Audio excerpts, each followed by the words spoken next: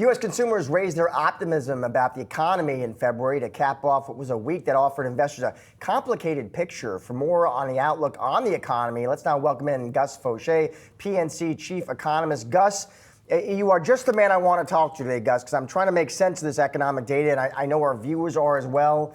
They're looking at it, Gus, and they see, PPI higher than expected, CPI higher than expected.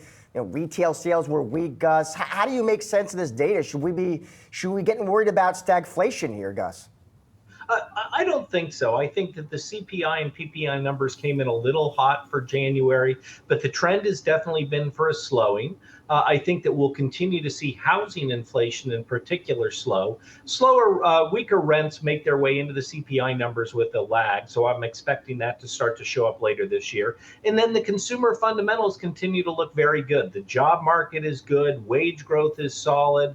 Inflation is slowing, and that gives consumers more real spending power. So I think the outlook is pretty solid for 2024. And in fact, we've moved away from a baseline recession forecast. Now we think the most likely outcome is a bit softer growth in 2024, but still solid. And that will allow the Fed to cut rates later this year. Gus, this is really interesting. So basically what you're saying is the data that we got this week doesn't really change the calculus, right, that we had sort of going into the week here for disinflation still continuing and the economy sort of puttering along. That's right. I don't want to read too much into 1 month's worth of data. If you look at data over the past 3 months, over the past 6 months, they point to slowing inflation, gains in consumer spending, and a very good labor market with a very low unemployment rate and good wage growth. And I don't think that overall story has changed. I think that when we get the data for February, it will show that inflation is continuing to slow and the consumers are continuing to do well. And Gus, this is a question for an economist like yourself, so I'm glad we have you.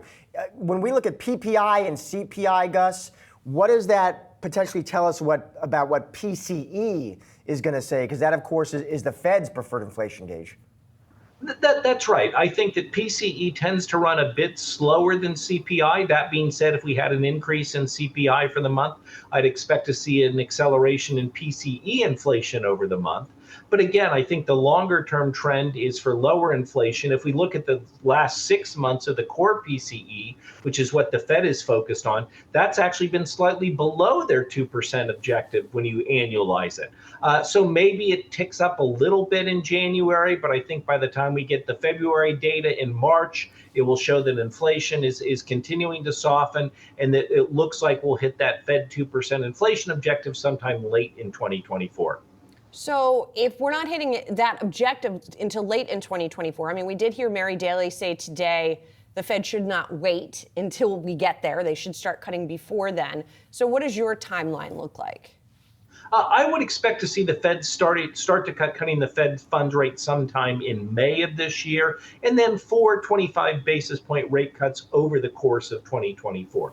Even when the Fed starts to cut, monetary policy will still be contractionary. It will still be weighing on economic growth, just not as much as it was previously. So I think the Fed can cut rates, in the late spring, early summer of this year, make monetary policy a bit less contractionary, and we should continue to see inflation slow through the end of this year.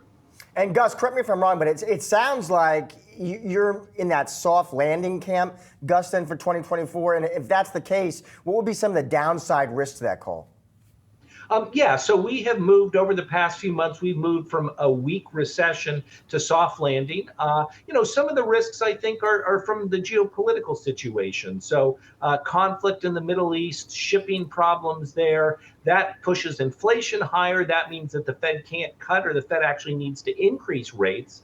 So I think that that's certainly something to worry about. And then if the labor market actually remains too strong, we had very good job growth in January. If we see those numbers repeated, if wage growth reaccelerates and the Fed is concerned about inflation, they may need to tighten more, and that increases the likelihood of a recession sometime down the line. And Gus, I'll get you out of here on this. Just one sector I want to get your take on would be housing starts, Gus, because we got data on that today, too. They plunged by about 15% in January. And I understand, Gus, there's weather variables there. But what is your outlook for the housing sector in 2024? If you look at the weakness that we saw in housing in January, was primarily on the multifamily side. We've had a binge of multifamily building over the past couple of years. We're seeing rent growth slow. In some cases, we're seeing rents decline. So that's leading to a pullback in multifamily. I think single family still looks very good. We've undersupplied the single family housing market for 15 years. I think the structural demand is still there. And I would expect with lower mortgage rates that we'll see single family home building stronger in 2024. Gus, thanks a lot. Good to see you and have a great weekend. Thank you very much.